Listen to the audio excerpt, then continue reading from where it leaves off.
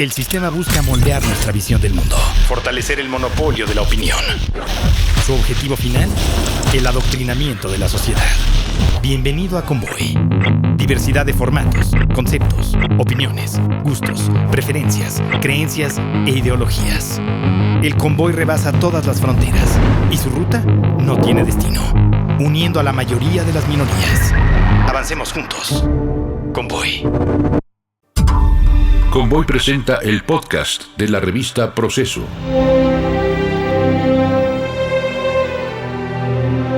Hablar de Monterrey es hablar del Grupo Monterrey, un gran emporio industrial. Y hablar del Grupo Monterrey es hablar de don Eugenio Garzazada, el líder del grupo que tanto hizo por Monterrey y por todo el país. Un gran empresario y un hombre esencialmente sencillo y generoso. Don Eugenio Garzazada. El martes 17, al cumplirse 46 años del homicidio del empresario Eugenio Garzazada, Pedro Salmerón, entonces director del Instituto Nacional de Estudios Históricos de las Revoluciones de México, calificó de jóvenes valientes a los miembros de la Liga Comunista 23 de septiembre que participaron en el intento de secuestro y subsecuente muerte del industrial. En medio de la controversia detonada por dichas declaraciones, el exguerrillero Elías Orozco Salazar, quien participó en aquellos hechos, agradece los señalamientos de Salmerón. Fue un acto sincero de reconocimiento, pero reflexiona sobre el suicidio de su lucha armada. Éramos jóvenes arrinconados ante tanta injusticia. Hoy el país debe elegir la reconciliación. Lamento mucho que Pedro Salmerón haya presentado su renuncia por un texto que escribió sobre un acontecimiento lamentable que se presentó en Monterrey y que le costó la vida al señor Garzazada. Elías Orozco Salazar, uno de los guerrilleros que participaron en el frustrado secuestro de Eugenio Garzazada, recuerda la fallida acción que acabó con la vida del empresario regiomontano. El operativo duró unos 30 segundos, pero la breve balacera cambió la historia de México. Minutos después de las 9 horas de ese lunes 17 de septiembre de 1973, 6 hombres de la Liga Comunista 23 de septiembre, LC-23S, ejecutaban el plan que días antes diseñaron. Una camioneta Ford Pickup amarilla esperaba en la esquina de las calles de Luis Quintanar y Villagrán, en la colonia Bellavista de esta ciudad. Hilario Juárez, al volante, esperaba la señal. El objetivo, un Galaxy negro con placas RHK 588, avanzó por la avenida Villagrán y se detuvo en la esquina. En el lugar del copiloto viajaba el empresario de 81 años. En el asiento trasero estaba alerta uno de sus escoltas, pegado a la ventana derecha. En viajes anteriores, Garzazada era acompañado por otro auto con personal de seguridad, pero en esa ocasión solo llevaba 2 guardaespaldas. Al ver su objetivo, Hilario atravesó la camioneta en un trayecto de izquierda a derecha cerrándole el paso. De la pick-up descendió de un salto Elías, quien venía solo en la caja del vehículo y llevaba la pistola en la mano. Su función era ayudar al conductor a detener el coche del industrial. Otro cómplice, el médico Miguel Torres, esperaba en la esquina como vigía. Aunque estaba armado, su misión era atender a la víctima en caso de que presentara algún problema de salud durante el secuestro y su cautiverio.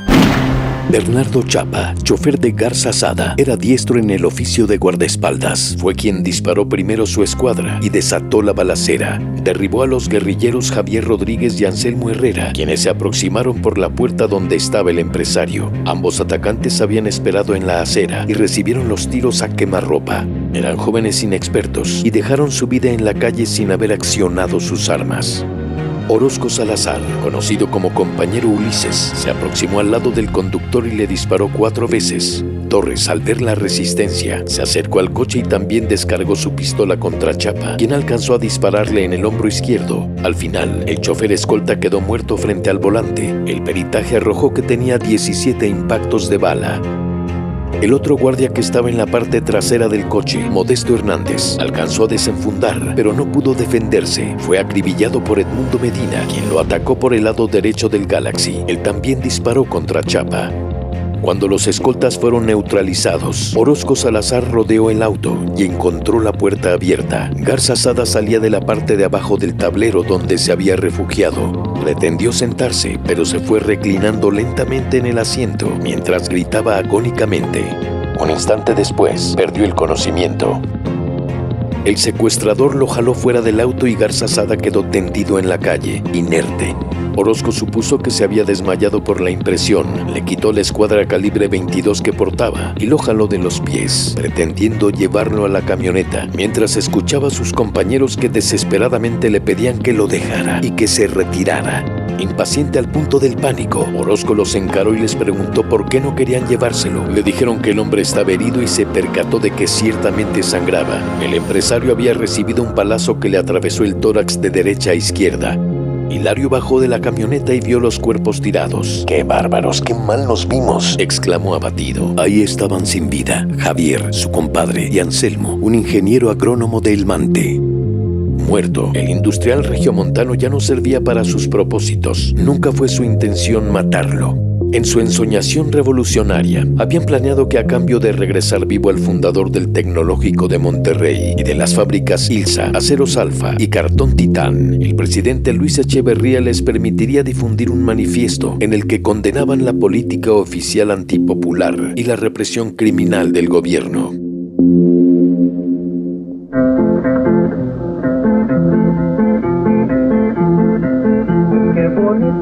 La serranía, con sus laderas se baña el sol. Bien bonitas son las campiñas, con los sembrados y su verdor. A la hermosura se ve manchada, porque hay el cisne de explotación. Los campesinos son espoliados y como esclavos tratados son. Lo que no roban la burguesía, en su ganancia se va a adorar, porque muy pronto con nuestra lucha al socialismo hemos de llegar. Las ciudades con sus paseos, sus edificios tan sin igual, sus adelantos en maquinaria para que el hombre disfrute más. Pero el obrero que los construye, sus beneficios no alcanzará. Con su trabajo todo produce y en la miseria se ahogará. Lo que no roban la burguesía, en su ganancia se va a adorar, porque muy pronto con nuestra lucha al socialismo hemos de llegar.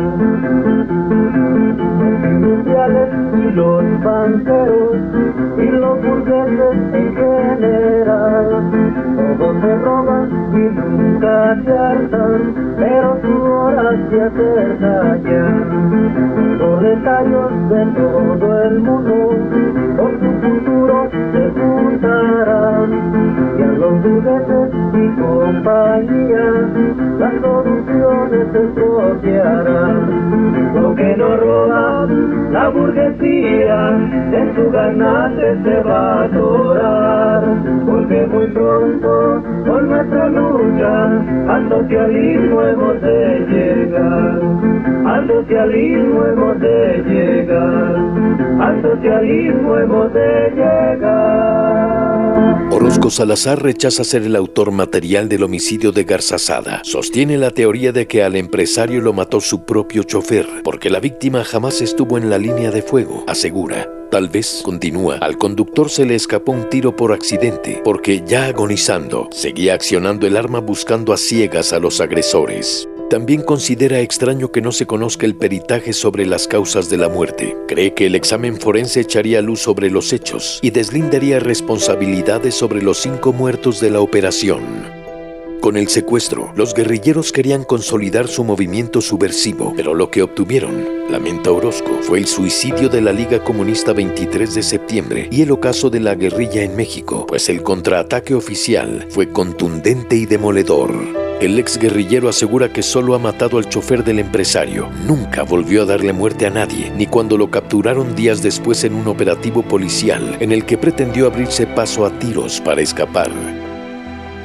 De nuevo en el secuestro fallido de Garzazada. Con el olor a pólvora aún en la calle, los 4 guerrilleros sobrevivientes cargaron en la caja de la camioneta los cadáveres de Javier y Anselmo. Abandonaron el vehículo en la colonia industrial, en las calles Justo Sierra y Lima, cerca de la balacera. La Policía Judicial del Estado encontró horas después la pick-up modelo 72, con placas ES 2951, que días antes fue robada para el secuestro.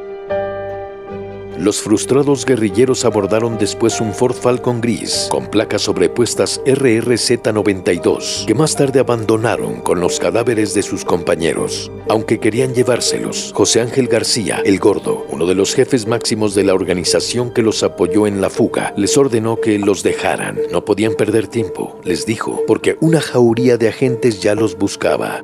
Cada uno de los perpetradores regresó a sus casas de seguridad. Hilario Juárez García decidió separarse del movimiento y fue ayudado a huir de la ciudad. Es el único del grupo que nunca estuvo detenido ni procesado. Luego se retiró y no se ha vuelto a saber de él. Con la muerte del industrial se desató una sangrienta represión. El objetivo era encontrar a los culpables y uno a uno fueron cayendo presos. Así fue como a Orozco lo capturaron a los pocos días, el 6 de octubre de 1973. Ahora de 76 años, dice que cuando intentó huir, ya no quería usar su pistola. Estaba demasiado triste por la muerte del escolta. El remordimiento lo abrumaba. Después de ser detenido, pasó por el infierno de la tortura. Vio a varios de sus compañeros que perecían en manos de la policía, pero él sobrevivió. Por el homicidio de Garzazada fue condenado a 17 años y 6 meses de prisión, pero por beneficios de preliberación purgó 11 años, 1 mes y 2 días de sentencia en la cárcel de Topo Chico, Nuevo León. Entonces, bueno, el tema está en que todo el 60 y 70 se da el 68, se da el 2 de octubre y el 10 de junio, que también se me hace ya pronto, también un buen número de años, casi medio siglo. Bien, entonces todo esto a nosotros nos fue, a mí me fue y a muchos jóvenes nos fue impactando, nos fue radicalizando desde el punto de vista emocional, o sea, decimos, es que este gobierno es enemigo de nosotros. Era una crisis política. Pedro Salmerón Sanginés, exdirector del Instituto Nacional de Estudios Históricos de las Revoluciones de México, INERM, publicó el martes 17 en redes sociales un relato en el que explicó el intento de secuestro y calificó como jóvenes valientes a los integrantes de la LC-23S que tomaron parte en él. El texto fue publicado en la página de Facebook del INERM en el 46 aniversario del homicidio del industrial y retirado después de que se desataron críticas y protestas. El entonces funcionario tuvo que presentar su renuncia. El Congreso de Nuevo León lo declaró persona non grata al considerar que sus expresiones mancharon el nombre de Eugenio Garzazada. También fueron condenados los señalamientos del diputado del PT Gerardo Fernández Noroña, que respaldaron los dichos de Salmerón. Un grupo de jóvenes, no más de 25 años, a veces mucho más jóvenes, a veces de menos de 20, decidieron tomar las armas después de la brutal represión del 2 de octubre del 68. Vieron cerrados todos los caminos no violentos y para financiar la guerrilla, algunos de ellos asaltaban bancos, le llamaban expropiaciones revolucionarias y secuestraban a políticos o empresarios encumbrados, pedían rescate y con eso financiaban la lucha. Se jugaban la vida, se la jugaron, la perdieron, la mayoría de ellos. Claro que eran un puñado de valientes, sacar las cosas de contexto, llamarles asesinos como si fueran vulgares secuestradores. No era así, estaban decididos a cambiar el rumbo del país por la vía de las armas. Y por más que se discuta, por más que se considere ético o moralmente inconveniente los procedimientos que hayan utilizado, es en ese contexto que se tiene que analizar. Y Pedro Salmerón, como historiador, hace una aseveración correcta. Claro que eran valientes. Si yo digo que Santana era un valiente, no estoy haciendo una apología de los vendepatrias. Era un valiente. Si yo digo que los revolucionarios mexicanos eran unos valientes, otros dirán eran unos asesinos, andaban matando, se enfrentaban armados, fusilaban sin juicio. Por favor, las cosas tienen que ubicarse en el contexto en el que se dan y es un acto de hipocresía supremo que estén escandalizados con una aseveración correcta de Pedro Salmerón. En el contexto de esta polémica, Orozco considera que los jóvenes de la Liga Comunista 23 de septiembre no fueron los valientes que describió Salmerón, pero tampoco los cobardes que señala un sector de la población. En entrevista telefónica desde Ciudad Mante, Tamaulipas, donde radica, el exguerrillero dice que, si acaso, se trató de mexicanos que se vieron forzados a tomar las armas en una época de represión sistemática en la que se habían cancelado las vías democráticas y hasta la libertad. Más que ser valientes o cobardes, este asunto se trató de una juventud arrinconada y desesperada frente a la violencia extrema del Estado mexicano, y no solo por los políticos, también por las Fuerzas Armadas y la policía, la prensa que linchaba y por el sector empresarial. Y me refiero a los empresarios que solo quieren el capital, pero no a México, cuenta Orozco. Respecto de la controversia que desató el exdirector del INERN, Orozco considera que sus declaraciones fueron un acto sincero de reconocimiento, pero creo que más reconocimiento sería describir las circunstancias en las que tuvimos que vivir, aunque no fuéramos valientes. Tuvimos que atrevernos a hacer acciones que nos dieran una sobrevivencia política. Nos dijo valientes y veo con alta estima eso, pero a lo mejor no caracterizó bien. No era prudente decirlo en estos momentos. El exguerrillero insiste en que tuvimos que luchar por nuestra vía, que además no es nueva. Éramos adolescentes, veníamos de la lucha estudiantil y quisimos pasar a la lucha política grande. Orozco, quien actualmente es extensionista en el agro tamaulipeco y en la Huasteca Potosina, considera que la reacción de los indignados que llevó a la salida de Salmerón obedece a una derecha belicosa que busca presionar al gobierno federal. Sacan de contexto todo para acusarnos de cobardes, pero no dicen que eran ciudadanos mexicanos que buscaban su derecho a la libertad política e incluso a la rebeldía que está consagrada en el artículo 39 de la Constitución. Continúa en su defensa. Si insisten en que éramos cobardes, tengo que decir que no éramos un grupo de bandidos ni de asesinos. Éramos jóvenes revolucionarios, arrinconados ante tanta injusticia. No nos quedaba otra que arriesgarnos a lo que fuera, a jugarnos la vida para que hubiera apertura. Y creo que sí se fue dando, aunque con un precio muy alto. Al hablar de aquellos años turbulentos, siente que se equivocaron en todo, como en el operativo para secuestrar a Garzazada. Traíamos armas Browning y pistolas 45. Todas eran armas cortas. Nomás lo recuerdo y me da coraje porque no traíamos las armas adecuadas y ni siquiera sabíamos eso. Orozco tiene toda la vida tratando de superar el pasado y reflexiona sobre lo que el país debe tomar de aquel episodio trágico. Espero que le entremos al llamado que hace el presidente Andrés Manuel López Obrador, que emprendamos una verdadera reconciliación, que los poderosos no quieran imponer sus intereses egoístas por encima de la comunidad nacional. Hay una pobreza enorme, estamos devastados. Esa guerra en la que estuvimos hace años fue como un tsunami que nos llevó a ser damnificados sociales. La violencia genera más violencia, no genera conciencia.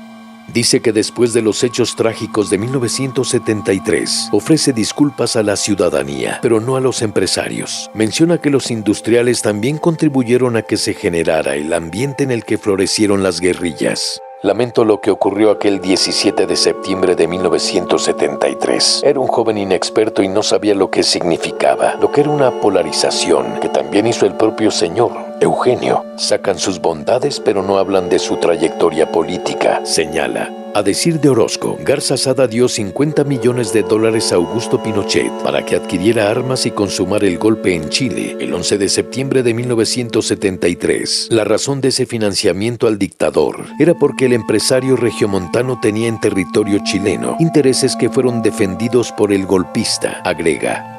Con el paso del tiempo, veo que tomar las armas fue una vía errónea, pero estábamos arrinconados y echábamos manos a lo que fuera. Fue sobrevivencia política, no teníamos razón, aunque no lo pudimos evitar. Pero históricamente no era necesario hacer ese tipo de actividad en la que todos íbamos a perder. Se cometieron muchos errores de parte de ellos y de nosotros, pero fuimos víctimas de la polarización que ellos causaron, reconoce el exguerrillero. Ofrezco una disculpa a toda la gente, pero a ellos, los Garzazada, ni los toco porque no sé cuál sea su actitud. Me disculpo con la gente en general, la que vivió el sobresalto y el dolor, con mi familia y mis amigos que esperaban mucho de mí, porque era un joven sensato y prudente, y al final ya ves cómo nos orilló la violencia. Tuvimos muchos amigos que fallecieron por torturas, gente inocente, amigos míos que no tenían nada que ver. A ellos les ofrezco disculpas. Lamento la muerte de Eugenio Garzazada, pero tanto como que me duela, no he dicho eso. Es un asunto que todavía no acabamos de digerir, agrega. En el pasado reciente, Orozco fue diputado local en Tamaulipas y luego dirigente estatal del Partido del Trabajo. Se retiró de la política, pero desea regresar. Se siente atraído por la propuesta de antiguos camaradas de lucha que intentan crear el Partido Amplio de la Izquierda Social.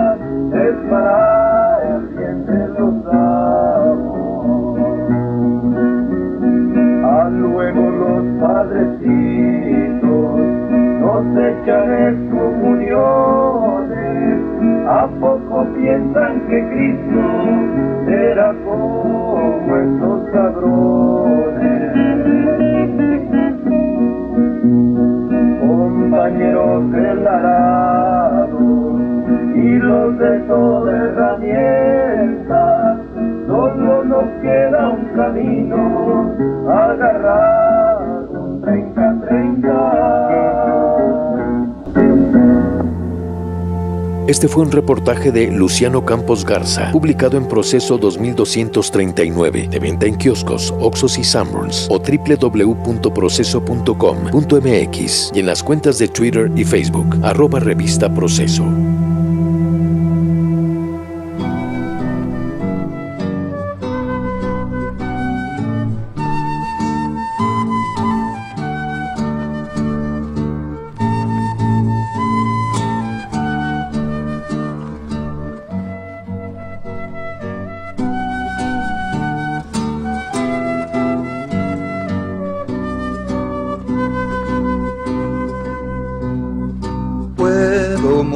Como nací, sabedlo, puro, sencillo y optimista, de pie sobre la tierra como un árbol, en las filas del Partido Comunista, en las filas del Partido Comunista. Abrí sobre la tarde mi ventana y me sentí un diestro paisajista. Oh, qué bello es pintar para la vida, pintar para el Partido Comunista, pintar para el Partido Comunista. Aquel que amasa sangre entre las nubes, el criminal, el sádico, el guerrista, será aplastado en el mañana limpio por el limpio Partido Comunista, por el limpio Partido Comunista. Yo quiero que mi sangre fluya fácil, siempre ya la primera vista. Yo no puedo equivocarme, compañeros, mi amor es del Partido Comunista, mi amor es del Partido Comunista. Puedo morir como nací, saberlo, puro, sencillo y optimista, brota como un árbol en las filas del Partido Comunista, en las filas del Partido Comunista. El guión de este programa fue escrito por Alejandro Saldívar. En la voz, Luis Gerardo Zavala. En la producción, Leonardo Espíndola.